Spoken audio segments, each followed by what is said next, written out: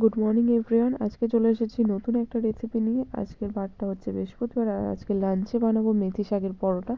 তো চলো দেখে নেওয়া যাক কীরকমভাবে হয়।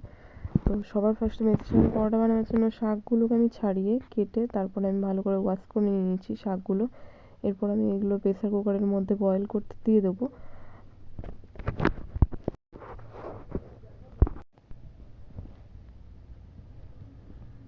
তো এখানে মেজারমেন্ট করে জল দিতে হবে, বেশি জল দিলে তখন আবার বেশি জল হয়ে যাবে, তখন ভালো লাগবে না। তার জন্য আমি এখানে 1 কাপ মতো জল দিয়েছি। আর এর মধ্যে কিছুটা পরিমাণ নুন দিয়ে দেবো আর হলুদ গুঁড়ো আর একটুখানি জিরে গুঁড়ো।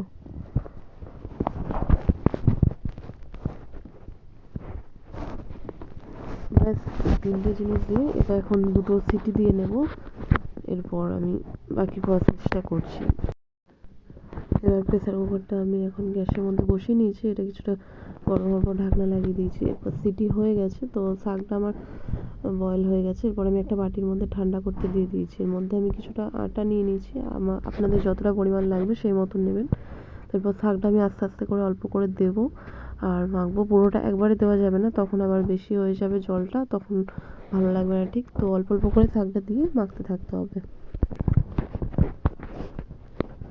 তো আমার আটার ডোটা আমার তৈরি করা হয়ে গেছে, মেথি শাকের যে আটার ডোটা। এরপর আমি কয়েকটা লেচি কেটে নিয়েছি ছোটো ছোটো করে। এবার আমি এগুলো সব বেলে নিচ্ছি পরোটাগুলো একে একে। তো পরোটাটা আপনি আপনার পছন্দ মতো শেপ দিতে পারেন। আমার এরকম গোল গোলই পছন্দ, তাই জন্য আমি এরকম রুটির মতোই শেপ দিয়েছি। এরপর আমি গ্যাসের মধ্যে একটা তাওয়া বসিয়ে নিয়েছি।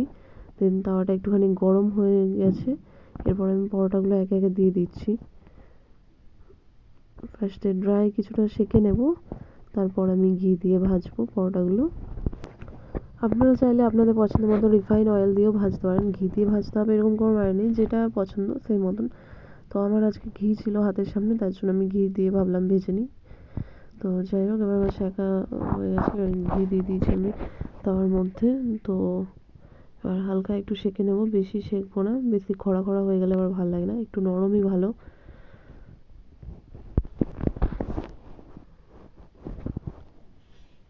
তো পরোটা সেঁকা প্রায় আমার রেডি হয়ে গেছে। এখন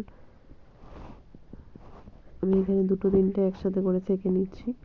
একটা একটা করে অনেক টাইম লাগছে, তার জন্য আপনাদেরকে একটা করে ফার্স্টে দেখিয়ে দিলাম। তো এখানে আরও 2-3টে একসাথে কীভাবে সেঁকা যায় সেটাও দেখিয়ে দিচ্ছি, কোনো প্রবলেম হবে না। ফার্স্টে একটুখানি একটা করে করে নিতে হবে, তারপর 3-4টে একসাথে ভাজা যাবে। ভাজার সময় 2-3টে একসাথে হলেও কোনো প্রবলেম নেই।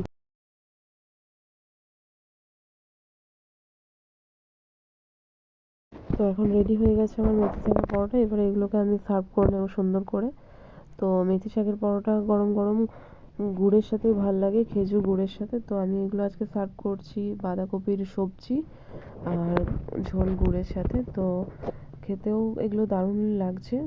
আজকের আজকের রেসিপিটা দেখতে তোমাদের কেমন লাগলো কমেন্ট করে জানাতে ভুলো না। আর ভালো লাগলে লাইক, কমেন্ট আর সাবস্ক্রাইব করে দিও।